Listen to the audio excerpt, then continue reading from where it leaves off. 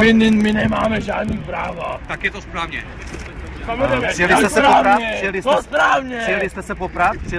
Je to odveta za křičálovou noc? No ne, není. Křišťálovou noci by to vůbec nesrovnával. S křišťálovou nocí to nemá nic společného. My jsme přijeli prostě za svobodu slova, proti shromáždění. Proč my? Pochod kolem synagogy je provokace nebo ne? Není. Je to prostě pochod proti slova. Tečka. Takže Já se k vám vyjadřovat nebudu. Odkud jste? Mediální mrzky. Nic víc.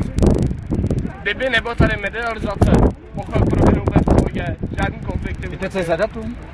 A co jako, že si Židi vymyslí, že 18. ledna proběh první transportu Terezína a co jako? Vymysl?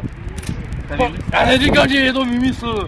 Ale do prdele my Pokud vím, termín byl včera proti prvnímu odjezdu do Terezína. Proč je dneska taková akce? Takže ten datum je od 18. do 26. A proč je to? Proč? Ty se ptám já vás. My tady máme prostě pochodu proti slova. Tečka. Pochod proti? Proti slova. Národní shromáždění takovýhle. Jste nejeli do Prahy. Co do Prahy? My jsme z Plzně. Prostě se shromáždíme. Pochod byl ohlášený v Plzni, tak budeme pochodovat v Plzni. A ne někde v prdeli v Praze. 3 týdny byl ohlášený pochod. Proč to zakázali ve čtvrtek? Co budete dělat teď? Teď? Budeme bojovat proti svimu. Jakým způsobem? Jakým způsobem? Prostě To pochod. poznáte brzo. Proslov, pochod. Tečka. A kde to bude?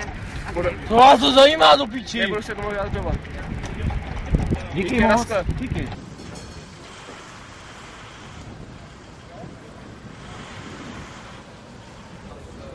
Máme lístek.